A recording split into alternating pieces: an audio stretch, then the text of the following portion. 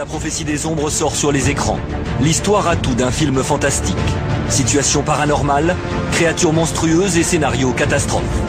Aussi étonnant que cela puisse paraître, le film est tiré d'une histoire vraie.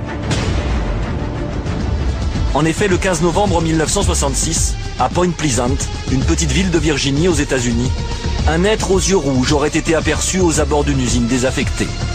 Le lieu abritait pendant la Seconde Guerre mondiale une fabrique secrète de munitions.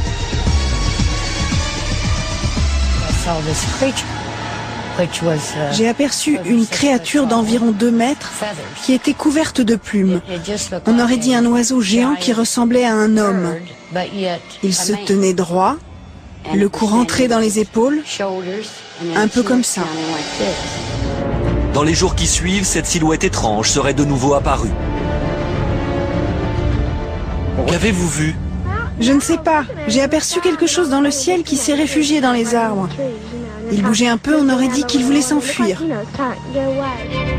Très vite, la presse se passionne pour l'affaire et baptise la créature le Mossman, en référence au super-héros Batman. Dans les semaines qui suivent, de nouveaux témoignages encore plus terrifiants viennent alimenter la psychose. Des gens affirment avoir été agressés physiquement. Le cas Mossman devient alors une affaire d'État. La garde nationale est venue en renfort. La police patrouillait partout dans la région. Les gens sortaient la nuit avec des torches. On se serait cru à la recherche de Frankenstein. Il ne se passe désormais plus un jour sans qu'on atteste d'une apparition du Mossman. Le pilote Everett Wedge est l'un des hommes les plus respectés de Point Pleasant. Alors qu'il survole en avion l'aérodrome, il aurait été dépassé par le mystérieux volatile. Il était tellement gros qu'il aurait pu m'attraper et m'emporter. Il était vraiment impressionnant. J'ai pas mal d'heures de vol derrière moi et je n'ai jamais vu un tel oiseau. Vous savez, je n'ai peut-être plus 10 sur 10 aux yeux, mais je peux vous assurer qu'à l'époque, c'était le cas. L'affaire Mossman prend soudain une tournure dramatique. Des animaux domestiques disparaissent. Pire, on retrouve du bétail mutilé aux alentours de la ville. Et le 15 décembre 1967, soit 13 mois jour pour jour après la première apparition du Mossman, une tragédie vient mettre fin au phénomène. Le pont suspendu Silver Bridge, qui relie l'Ohio à la Virginie, s'effondre, faisant 46 victimes.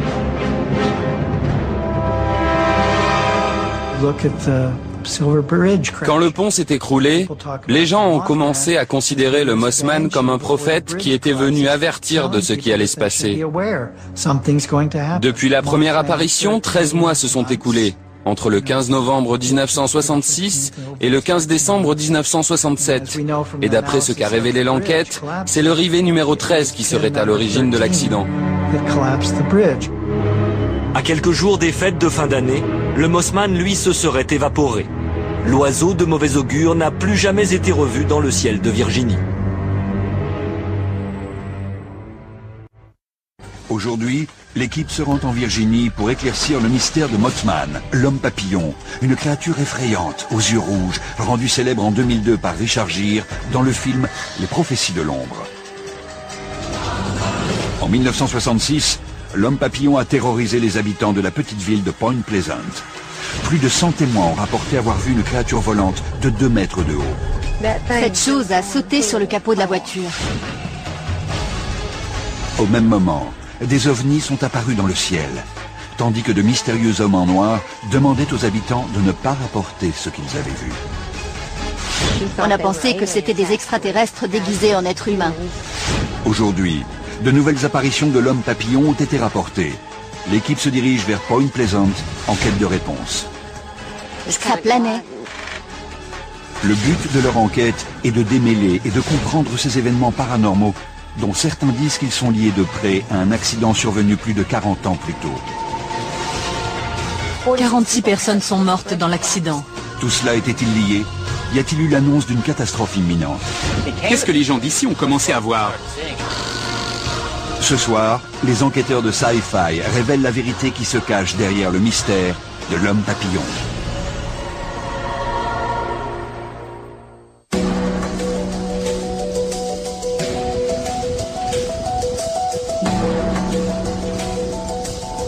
Nous voici en Virginie. Nous sommes là pour enquêter sur l'histoire de l'homme papillon et pour porter notre regard sur les étranges événements qui ont eu lieu à Point Pleasant. Alors comment vous le sentez? On est à bloc. Je suis la chef d'équipe sur cette enquête. Je veux m'assurer qu'on trouvera un large éventail de preuves sur cet homme papillon, des témoignages ainsi que des indices matériels que l'on pourra inclure à notre enquête. On a une créature étrange, des hommes en noir. Et des vrais. Des ovnis en plus, quoi d'autre? On a autre chose? Il y a aussi l'effondrement du Silver Bridge. Oui, mais il faut préciser que l'homme papillon n'est pas lié uniquement à Point Pleasant. Il y a eu d'autres catastrophes dans le monde, comme le tremblement de terre de Mexico, Tchernobyl et le 11 septembre. Des gens ont dit avoir vu l'homme papillon juste avant le 11 septembre. Tu ne crois pas que les gens prétendent avoir vu l'homme papillon après qu'une catastrophe se soit produite? C'est une possibilité, mais... Ils l'ont pas vraiment annoncé avant, si tu veux.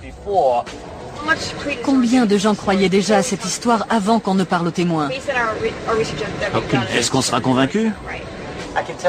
En tant que spécialiste des ovnis, je peux vous dire que plus de 90% des chercheurs refuseraient de se pencher sur l'homme papillon. C'est un truc trop bizarre.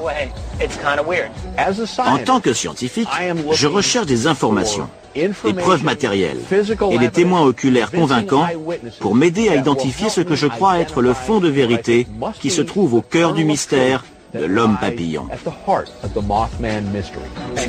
Bon, t'accélères un petit peu, j'ai envie d'arriver aujourd'hui. Entrer dans la rue principale de Point Pleasant, c'était comme faire un voyage dans le temps. Eh les mecs, vous avez vu cette ville? Waouh, regardez ça. On dirait qu'ils sont restés coincés dans les années 60. C'est exactement ça. Ah, voilà la statue. La statue de l'homme papillon? Non. Ce mec debout, je sais pas quoi dire. C'est lui qu'on cherche? Oui. Et si on allait à l'hôtel? Vous voulez aller à l'hôtel? Ok, on y va.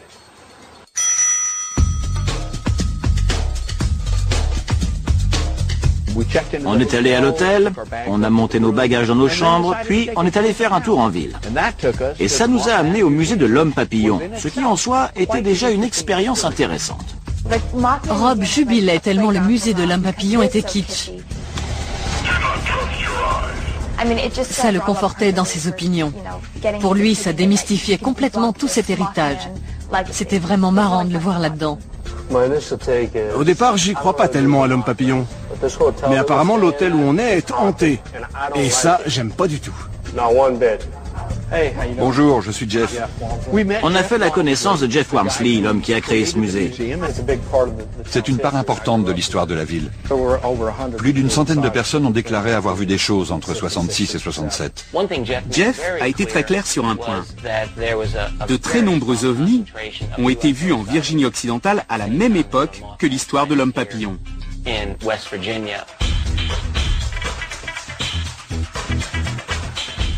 Les titres des journaux à l'époque où l'homme papillon a été vu sont incroyables. Ils vous sautent au visage.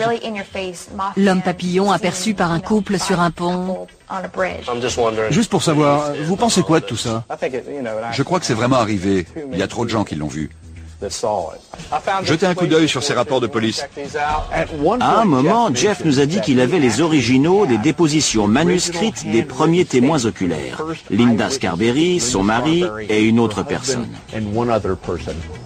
Je lui ai demandé si on pouvait voir ça. Ils ont tous été remplis dans le bureau du shérif. Comment savez-vous qu'ils viennent de la police? On ne dirait pas des documents officiels. Ils viennent de chez Linda Scarberry. Oui, ils ont l'air assez vieux. Je vais vous dire un truc. Je suis graphologue amateur. Attention. J'analyse l'écriture manuscrite. Il y a quelque chose que tu sais pas faire. Ça tombe du ciel. Il est amateur, spécialiste en écriture, expert. Genre, eh mec, tu te fous de moi? Trouve-toi un hobby. Un truc normal. Voici ce que Linda écrit. On était en train de rouler à travers la zone TNT, sur un petit chemin à côté de l'ancienne centrale. C'était jeudi aux alentours de minuit. J'ai regardé en l'air et je l'ai vu tourner au coin de l'ancienne centrale. Il ne courait pas. Il chancelait comme s'il avait perdu l'équilibre. Ils ont vu la créature rattraper la voiture à plus de 160 km/h et ils ont paniqué. Et elle fait une description assez précise de ce qui s'est passé, étape par étape. Moi-même, en tant qu'enquêteuse, je ne crois pas vraiment à ces dépositions. J'en ai vu beaucoup écrites par les témoins d'un crime ou par des victimes, et elles ne sont jamais aussi bien structurées, aussi cohérentes. À moins qu'en rencontrant Linda, je sente que ce n'est pas quelqu'un en qui on peut avoir confiance, je pars de l'hypothèse que ces dépositions sont bien ce que Jeff a dit qu'elles étaient, c'est-à-dire des dépositions de l'époque sur ce que ces personnes ont réellement vu. Et si on retournait se promener dans la rue principale? Bonne idée. Bonne chance. Merci. J'ai trouvé ça plutôt sympa qu'ils nous sortent ces dépositions. Quand j'ai demandé, c'était juste pour voir s'ils pouvaient nous les montrer. Et il nous les a montrées. Mais tu crois qu'elles sont fausses? Pour moi, ce n'est pas qu'elles sont fausses, c'est que rien n'indique qu'elles viennent de la police. Il n'y a pas un signe qui montre qu'un officier de police a pris ces dépositions, ce que pourtant le protocole impose. Ok, mais c'est le protocole aujourd'hui. Si tu reviens 40 ans en arrière, à la campagne, en Virginie... La discussion est devenue assez animée parce qu'on avait des opinions différentes sur la question. Là, je rejoins Debbie parce que je crois qu'on partage la même chose. C'est toute la question de la distance qui nous sépare de la preuve. En archéologie, on parle de provenance. Mais c'est idiot ce que tu dis. Attends. Personne n'a jamais accusé ces gens. Tu m'interromps, Rich, et je vais pas te laisser faire. Bill a remis les pendules à l'heure avec Rich, parce qu'il sait bien, en tant que scientifique, que plus on s'éloigne de l'origine d'une preuve, moins on peut accorder de crédit à cette preuve.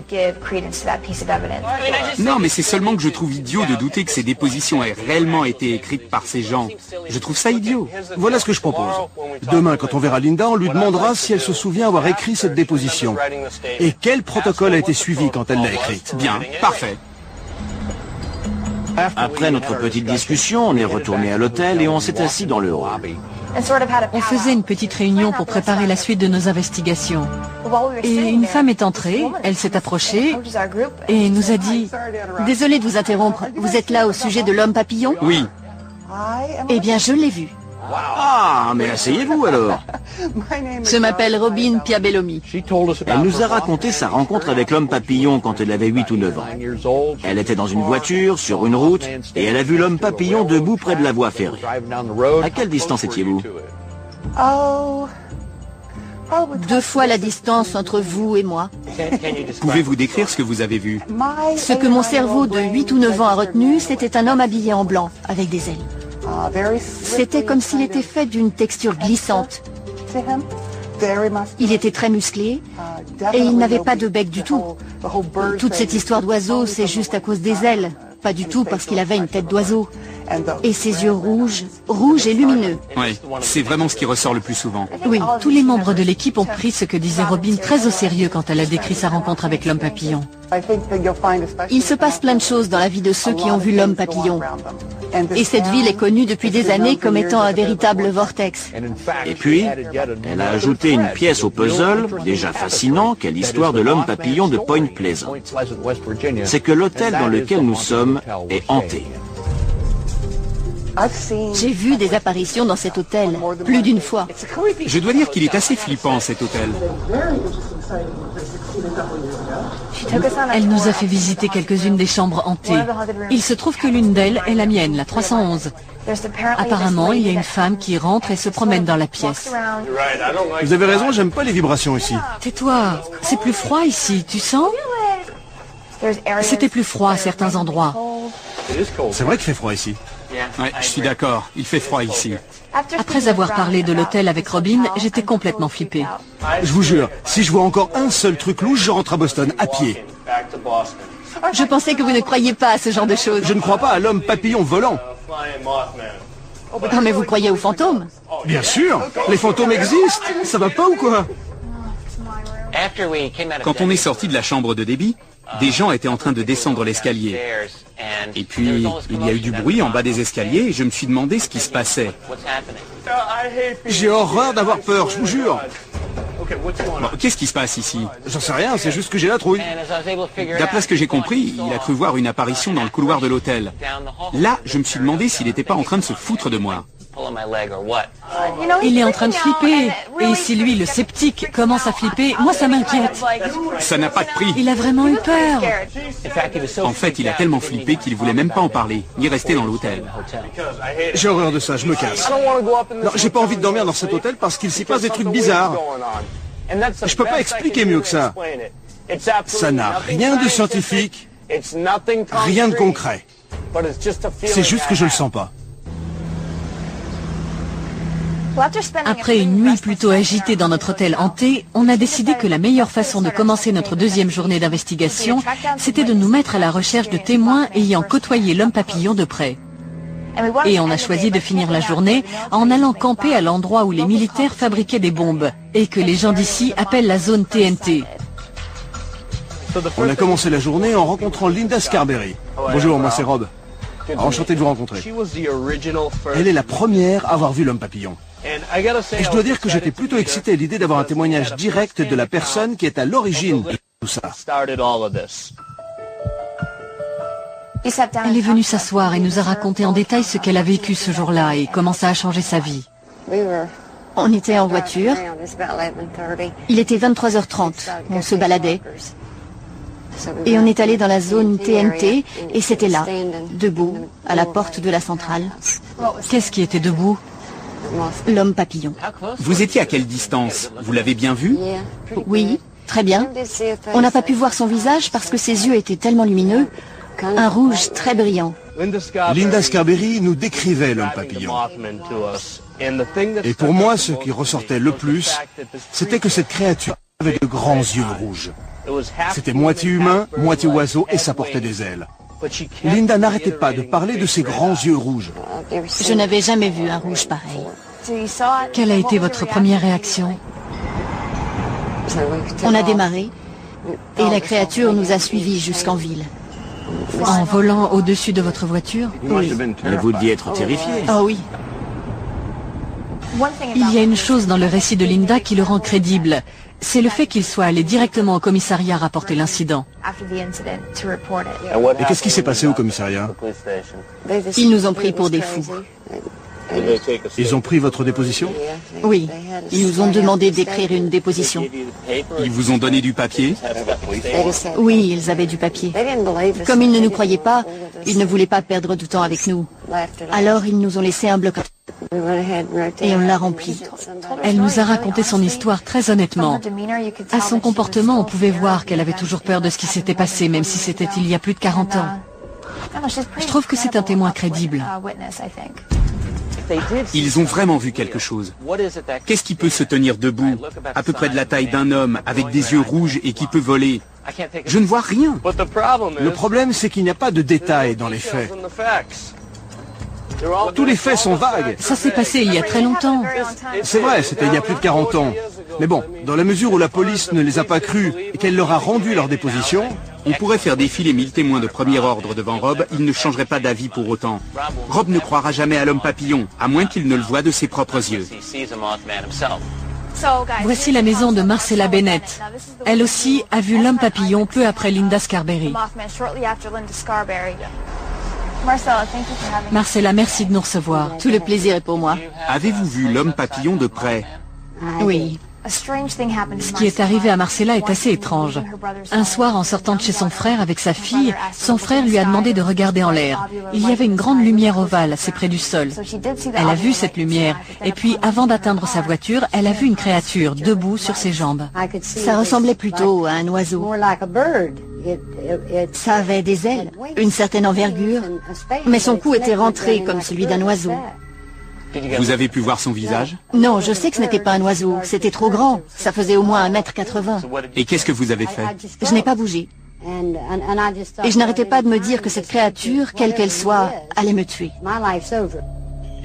Après être restée pétrifiée de terreur pendant un court moment, et on la comprend, elle s'est enfuie en courant. C'est vraiment arrivé. Et oui, c'est difficile à croire, mais c'est parce que vous n'étiez pas là, que vous ne l'avez pas vu. Marcella nous a ensuite raconté que 13 mois plus tard, son oncle a lui aussi vu la créature en plein jour à travers la vitre de sa voiture. Et il m'a raconté qu'il avait regardé par la vitre arrière pour regarder la rivière et le pont. Et que le même jour, 3 heures plus tard, le pont est tombé. Et qu'il y avait une créature comme celle que j'avais vue, qui volait en direction du pont. Quel genre de personne était votre oncle? C'était un homme très respectable. Et il ne m'aurait jamais raconté ça s'il ne l'avait pas vu. On devrait aussi aller voir le musée de la rivière pour essayer d'en savoir un peu plus sur l'effondrement du Silver Bridge. Nous avons donc continué nos investigations au musée de la rivière.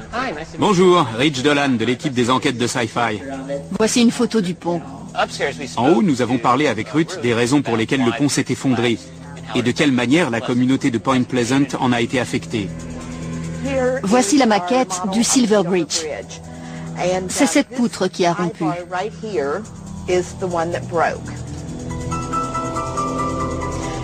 Et c'est la rupture de cette poutre qui a entraîné l'effondrement de tout le pont. Ça m'intéressait de savoir ce qui avait causé l'effondrement du pont en raison de ce que Marcella nous avait dit. Et aussi parce que d'après le film Les prophéties de l'ombre, les apparitions de l'homme papillon annonçaient la catastrophe. Ruth, d'après les recherches que vous avez faites sur l'effondrement du pont, existe-t-il un lien avec l'homme papillon? Tout dépend de la personne à qui vous parlez. Il y a des gens qui pensent que l'homme papillon était le présage d'une catastrophe et qui disent qu'on ne l'a plus vu par ici après la chute du pont. Rich Dolan de l'équipe des enquêtes de Sci-Fi. Voici une photo du pont. En haut, nous avons parlé avec Ruth des raisons pour lesquelles le pont s'est effondré et de quelle manière la communauté de Point Pleasant en a été affectée. Voici la maquette du Silver Bridge. C'est cette poutre qui a rompu.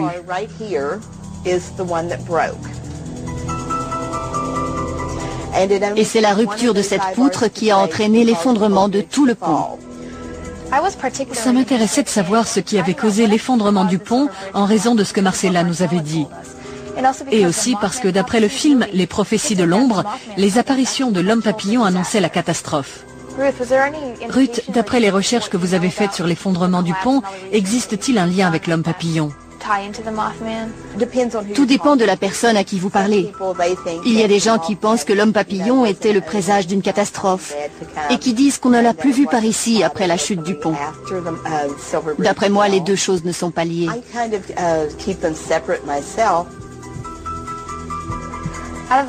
Sur les 46 personnes à avoir péri dans l'effondrement, la plupart étaient des habitants de Point Pleasant. Ça a dû être une véritable tragédie, surtout avec cette affaire de l'homme papillon qui était à son point culminant à ce moment-là. En voici une photo après l'effondrement. Je peux imaginer l'impact d'une telle tragédie. Désormais, le trafic contourne Point Pleasant. On a beaucoup d'immeubles vides maintenant, parce que les entreprises sont allées s'installer ailleurs. Ce pont qui s'effondre, et cette histoire d'homme papillon, c'est quand même l'événement le plus sensationnel qui soit jamais arrivé ici. Et ça la rendrait moins crédible? Non, mais ça a créé une excitation que les gens chercheraient à perpétuer en y reliant tout ce qui se passe. Je ne crois pas que Rob s'ouvre à cette idée de l'homme papillon. Même s'il respecte les témoins et qu'il trouve que ceux-ci racontent leur histoire de manière crédible, je ne crois pas qu'il puisse commencer à admettre l'existence de l'homme papillon. À moins de se trouver nez à nez avec lui, il n'y croira jamais.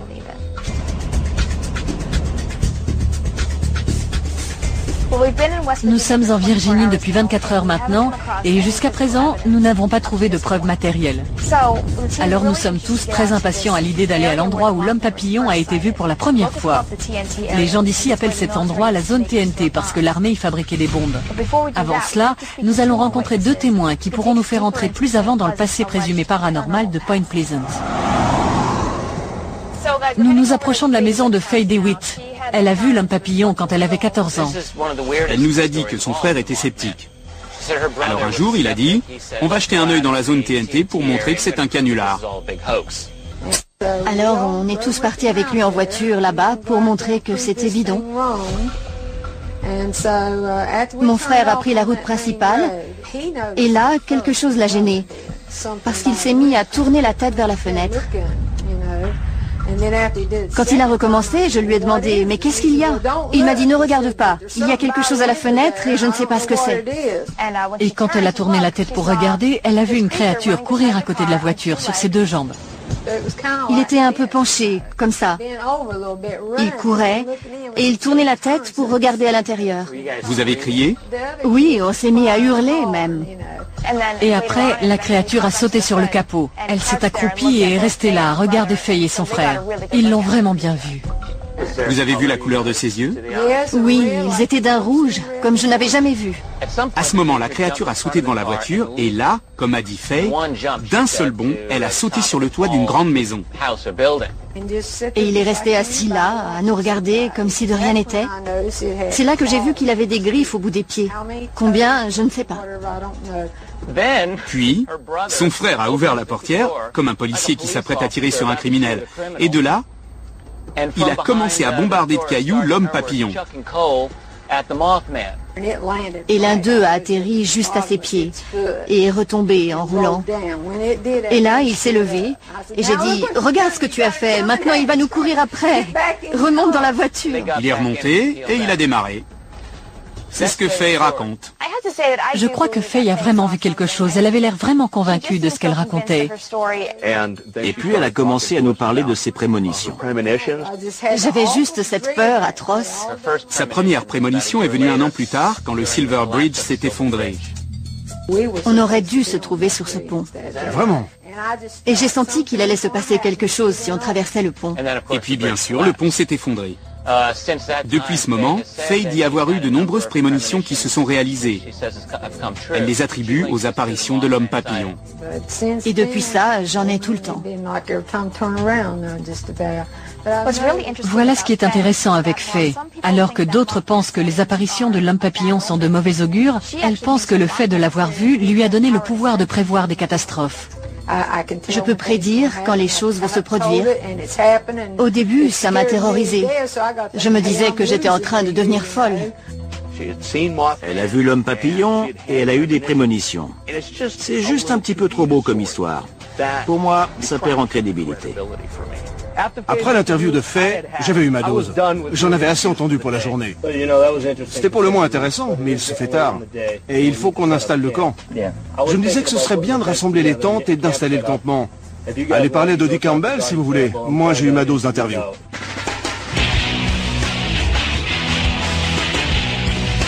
Pendant que Rob se dirigeait vers la zone TNT où Faye, Linda et Marcella avaient vu l'homme papillon, Rich, Bill et moi sommes allés rencontrer Dodie Campbell. Bonjour.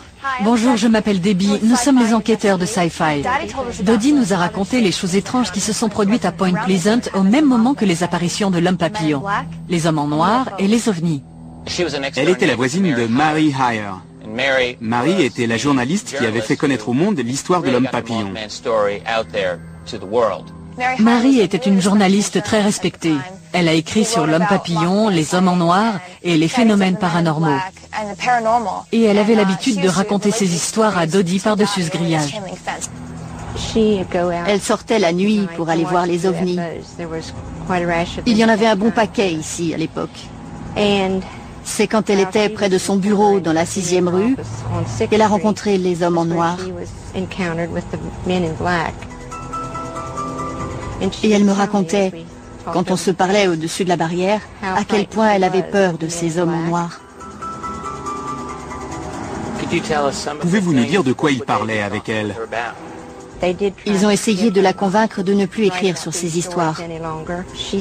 Elle pensait que c'était des extraterrestres, qui s'étaient déguisés en êtres humains et qui venaient d'ailleurs. Qu'est-ce qui lui faisait croire ça, d'après vous? À cause de leur attitude, de leur teint. Ils ne clignaient jamais des yeux, ce genre de choses. Après avoir parlé de Mary ailleurs avec Dodie, nous avons traversé son ancien jardin, jusqu'à l'endroit où par un soir d'été, elle et sa famille ont vu une énorme soucoupe volante au-dessus de leur maison. On a vu cet ovni qui est passé au-dessus de la maison, juste à cet endroit-là. C'était un grand vaisseau, long et cylindrique. C'était énorme. Ça faisait peut-être la longueur de 3 maisons. C'est le genre de femme qu'on rêverait tous d'avoir pour grand-mère. Alors j'ai beaucoup de mal à imaginer qu'elle puisse inventer quoi que ce soit. C'était haut dans le ciel? Assez bas, à la hauteur des arbres. Dodie, avez-vous fait une déposition sur cet ovni? On a appelé la police. Un policier de la ville est venu et on lui a raconté ce qu'on avait vu. Il nous a demandé ce qu'on avait bu. Vous savez, c'était une fête d'adolescents. On avait bu du coca et c'était tout. Alors il est reparti et on n'en a même plus reparlé. Je soupçonne Bill et Debbie de ne pas savoir vraiment quoi en penser. Ils reconnaissent qu'il y a des témoins crédibles, mais ils ne sont pas prêts à sauter le pas et dire « Peut-être que cet homme papillon représente une sorte d'étrange réalité qui a peut-être existé ici, à Point Pleasant. »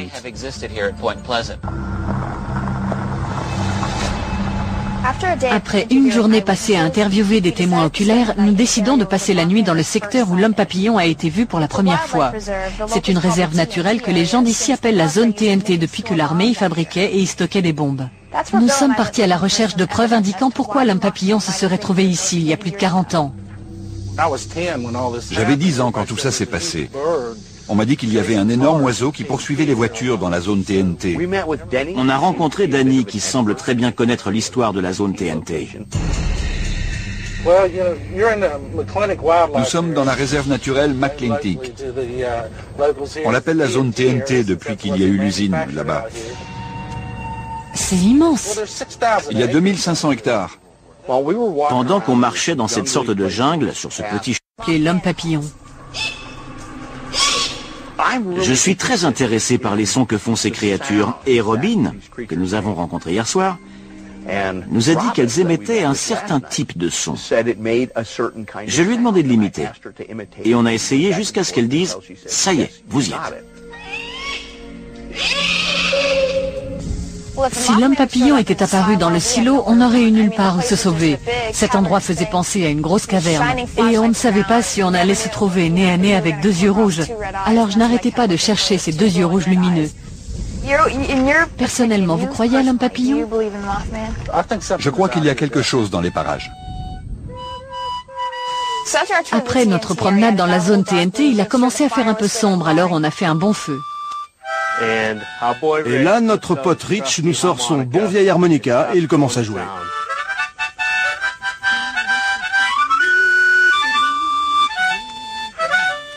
Et l'instant d'après, on était en train de chanter la chanson de l'homme papillon sur l'air de Dixie.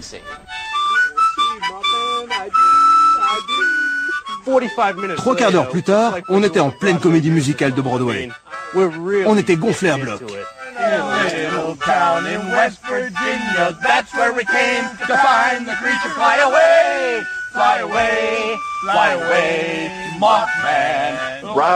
Rob était vraiment à fond quand on composait la chanson. Tout le monde bat des ailes. Toi aussi.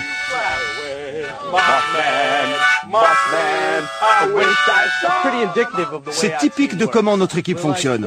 On est 4 individus avec des points de vue différents. Mais quand on s'y met tous ensemble, ça sonne pas mal.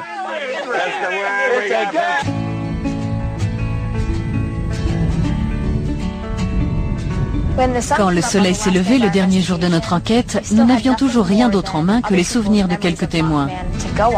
Puis je me suis souvenu que Marcella nous avait dit que son oncle avait vu quelque chose le jour où le pont s'est effondré. Il m'a raconté que 3 heures plus tard, il y avait une créature comme celle que j'avais vue, qui volait en direction du pont. Rob étant un plongeur confirmé, on a pris la décision de tenter quelque chose. Rich et Rob ont décidé d'aller à la rivière pour voir si des indices n'étaient pas passés inaperçus lors de l'enquête initiale. Tandis que Bill et moi irions jeter un dernier coup d'œil dans la zone TNT. T'es obligé de porter une combinaison? Tu délires ou quoi? Tu irais dans cette flotte sans combinaison, toi? Moi, non. Exactement. Je voulais voir les épaves de voitures, le pont, voir s'il n'était pas passé à côté de quelque chose. On est exactement à l'endroit où se situait le pont. C'est bien là où on est.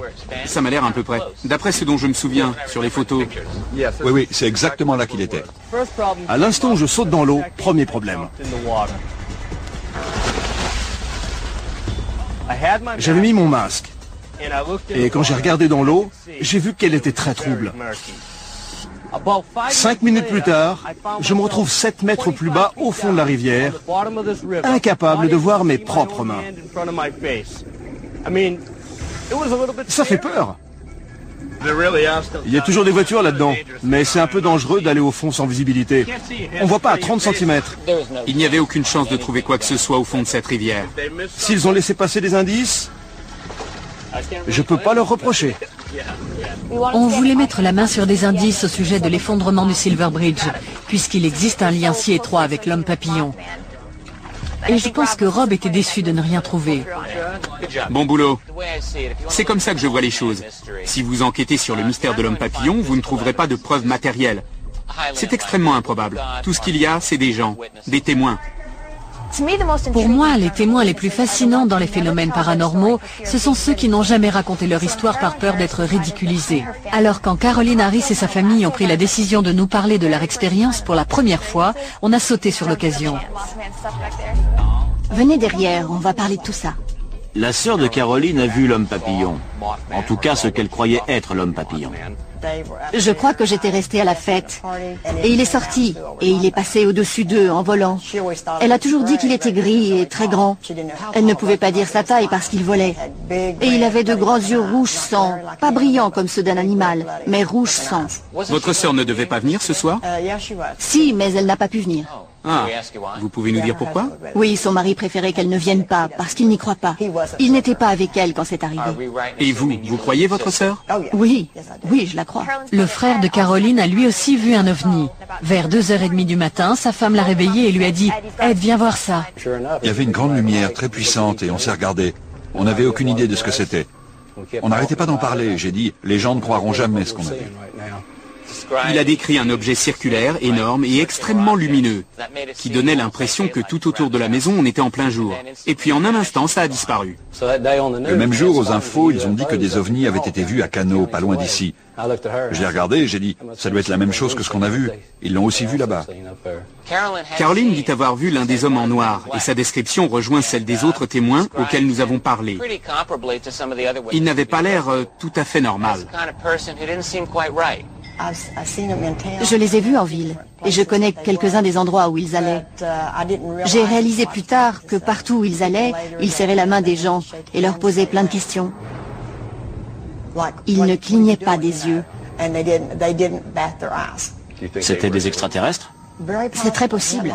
On avait plein d'ovnis à l'époque. Que pensez-vous de tous ces gens qui ont dit que l'homme papillon volait au-dessus du Silver Bridge avant qu'il ne s'effondre? On n'avait jamais entendu parler de ça jusqu'à ce qu'une équipe de tournage ne vienne faire un film, parce que l'homme papillon était allé sur le pont pour avertir les gens. Mais nous, quand on était jeunes, on n'avait jamais entendu parler de ça. Avez-vous entendu des gens raconter cette histoire depuis? Maintenant, il y a beaucoup de gens qui disent ça, parce qu'ils l'ont entendu. C'est comme ça que naissent les rumeurs. Vous entendez une information, vous oubliez d'où elle vient, vous la répétez, et soudain ça fait partie de l'histoire. C'est comme ça que toutes les légendes commencent. C'est l'effet boule de neige. De toute évidence, nous ne sommes pas d'ici et on est venu précisément pour ça. Est-ce que ça favorise l'économie? J'ai eu des touristes de tous les États de l'Union et des étrangers. Alors il y a bien une part significative de l'économie à Point Pleasant qui dépend de l'homme papillon. C'est bon pour nous, ça je peux vous le dire. Les gens d'ici sont convaincus que des choses étranges continuent de se produire. Et je crois que des événements comme l'apparition d'ovnis, ou même de quelque chose qui ressemble à l'homme papillon, que tant de gens nous ont décrit, se sont peut-être réellement produits. Maintenant que nous avons terminé notre enquête sur l'homme papillon, il nous reste beaucoup de questions et peu de réponses. Nous n'avons pas vu les grands yeux rouges dans les bois de la zone TNT. Nous n'avons pas trouvé de preuves matérielles dans la rivière Ohio où le Silver Bridge s'est effondré.